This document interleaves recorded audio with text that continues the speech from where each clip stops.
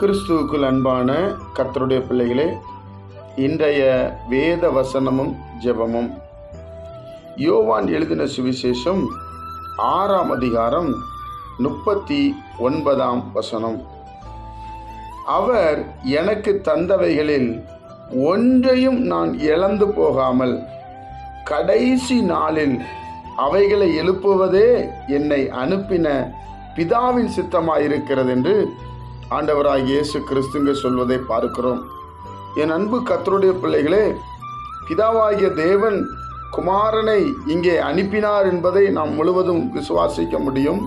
அது மாத்திரமல்ல, அவர் எனக்கு தந்தவைகளில் ஒன்றையும் மனிதர்கள் மற்ற எல்லா விதமான காரியங்கள், அதிகாரங்கள், அன்பு எல்லாவற்றையும் நான் இழந்து போகாமல் கடைசி நாட்களில் மறுபடியும் ஆண்டவராய் இயேசு கிறிஸ்து இந்த பூமிக்கு வருவார்.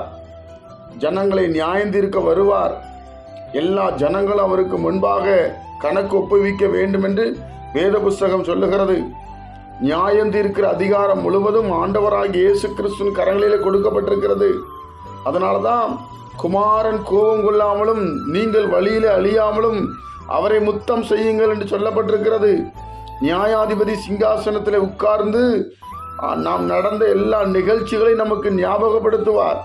பிரியமானவர்களே, அதனால ஆண்டவர் சொல்லுகிறார், கடைசி நாட்களில் அவைகளை எழுப்புவதே, அவங்க எல்லாரும் எழும்பணும்.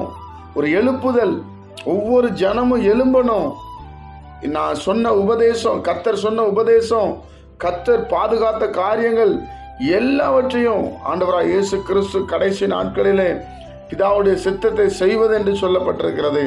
அதனால கர்த்தருடைய பிள்ளைகள், ஆண்டவர் எப்படி அவருக்கு இருந்ததெல்லாம் இழந்து போகாமல் இருந்தாரோ, அவரோடு வாழுகிற நாமும் நமக்கு கொடுத்த நண்பர்கள், குடும்பங்கள், சொந்தங்கள் எல்லாம் மற்ற காரியங்கள் ஒன்றை இழந்து போகாம கடைசி நாட்கள் வரை முடிவு பரியந்த நிலை நிற்க அவர் கொடுத்த அன்பு, அவர் கொடுத்த இரக்கம், அவர் கொடுத்த தயவு எல்லாவற்றையும் நம்ம பாதுகாத்து மற்ற மனிதர்கள் முன்பாக, சக மனிதர்கள் முன்பாக சாட்சியாயிருப்பதை தேவன் விரும்புகிறார்.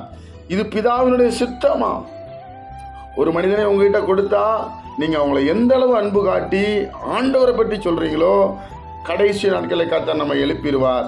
நாம் மரிச்சாலும் நாம் எழும்புவோம்.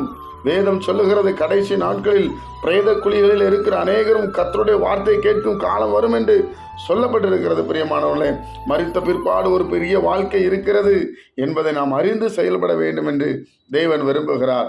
ஒன்னே இழந்து போக மாட்டாராம். அதுபோல நம்மளும் யாரையும் இழந்து போகக்கூடாது. எல்லா மனிதர்களையும் நேசித்து இயேசு கிறிஸ்துவனுடைய சுவாபத்தை நாம் பெற்றுக்கொள்ள வேண்டும். ஜெபிப்போமா? பிதாவே, உம்முடைய குமாரன் இயேசு கிறிஸ்துவின் நாமத்தில் வருகிறோம். ஆண்டவரே, கடைசி நாட்களில் அவர்களை எழுப்புவதே என் பிதாவின் சித்தம் என்று இயேசு செய்தது போல நாங்களும் இயேசு கிறிஸ்துடைய சித்தத்தை செய்கிறவர்களாக எங்களை மாற்றும். இந்த நாளை எங்களுக்கு ஆசீர்வதித்து தாரும். பிரசன்னம் இருக்கட்டும். இயேசுவின் மூலம் பிதாவே, ஆமென்.